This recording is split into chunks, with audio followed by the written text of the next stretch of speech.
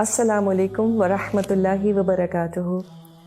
بخاری میں ایک حدیث ہے جہاں پہ نبی کریم صلی اللہ علیہ وسلم نے فرمایا کہ جہنم میں عورتوں کی تعداد زیادہ ہوگی۔ Women will form the majority of the people of hell. اس بات سے اکثر عورتیں بہت ڈسٹرب ہو جاتی ہیں اور وہ کہتی ہیں یہ کیسے ہو سکتا ہے، ہم اتنا کچھ کرتے ہیں اپنے خاندانوں کے لیے اور ہم پھر بھی جہنم میں سب سے زیادہ ہوں گے۔ اس ایشو کو ڈیل کرنے کے لیے دو طریقے ہیں۔ ایک تو یہ کہ اس حدیث کو کسی طرح سے میں غلط ثابت کر دوں، trying to find some kind of flaw in this because according to my logic it doesn't make sense. How dare attitude. دوسرا طریقہ یہ ہے کہ میں اس بات پر فکر کروں کہ آخر ایسا کیوں ہے۔ Why will most women end up in hell؟ تو ہمیں نبی کریم صلی اللہ علیہ وسلم نے اس کی وجوہات بھی بتا دی، اور ایک وجہ یہ ہے کہ عورتیں شوہروں کی شکر گزار نہیں ہوتی، they're not grateful to their husbands۔ اب سوال یہ پیدا ہوتا ہے کہ کس بات کا شکر؟ یہ کہ وہ مجھے مارتے نہیں ہیں دوسرے مردوں کی طرح، یا مجھے صبح شام کھانا کھانے کو دیتے ہیں، مجھے کپڑے بنانے دیتے ہیں، یہ تو سب میں خود بھی افورڈ کر سکتی ہوں۔ کیا مجھے جہنم میں اس لیے پھینکا جائے گا؟ تو پھر میں کیا کر سکتی ہوں؟ سوال یہ پیدا ہوتا ہے کہ کیا آپ کے شوہر صرف ایک بریڈ ونر کی ذمہ داری ہی پوری کرتے ہیں؟ کیا انہوں نے کبھی آپ کی پریشانی میں آپ کو اچھا مشورہ نہیں دیا؟ کیا انہوں نے کبھی آپ کی بیماری میں آپ کا سر نہیں دبایا، آپ کا خیال نہیں رکھا؟ یا آپ تھکی ہوئی ہو تو شاید آپ کو پانی لا کے دے دیا ہو، آپ کے لیے کافی بنا دی ہو، کچن میں آ کر ذرا ہاتھ بٹا دیا ہو؟ کچھ نہیں تو ساتھ آ کر کھڑے ہو گئے ہوں just to give you company. بچے جب تنگ کر رہے ہوں تو ان کو سمجھایا ہو کہ دیکھو mama does a lot for you, be nice to her. شاید بیچ رات میں کبھی آپ کی طبیعت خراب ہو گئی ہو اور وہ اٹھ کر فارمیسی سے آپ کے لیے دوا لے آئے ہو۔ شاید گھر کی کبھی انہوں نے گروسری کر دی ہو، اور یہ بھی ہو سکتا ہے کہ ایک آدھ دفعہ گروسری بیگ میں سے آپ کی فیوریٹ چاکلیٹ نکل آئی ہو۔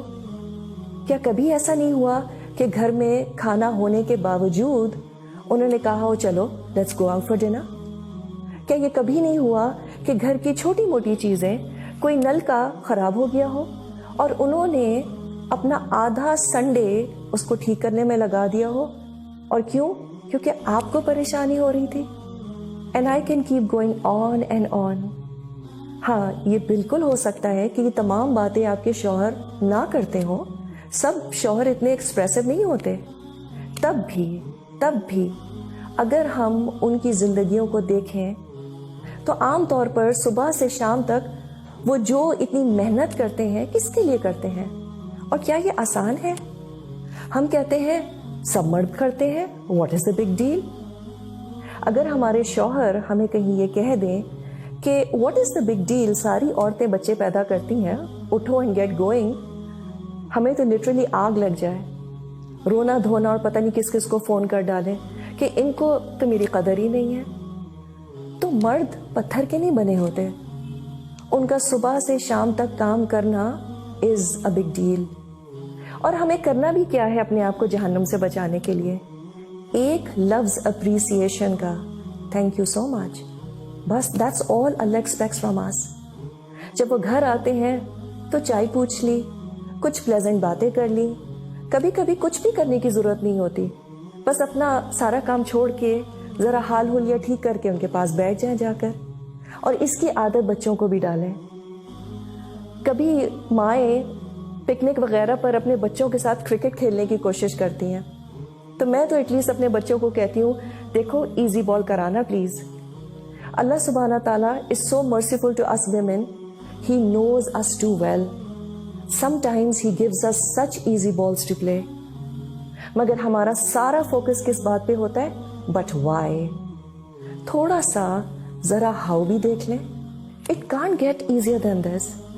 And to think of it, اللہ نے چھوٹی چھوٹی باتوں میں ہم عورتوں کے لیے اتنے بڑے بڑے ریوارڈز رکھے ہیں۔ اللہ کو ٹرسٹ کر کے تو دیکھیں۔ It's all about how we perceive his commands. So the trick is to forget about why and focus on how. It doesn't get simpler than this.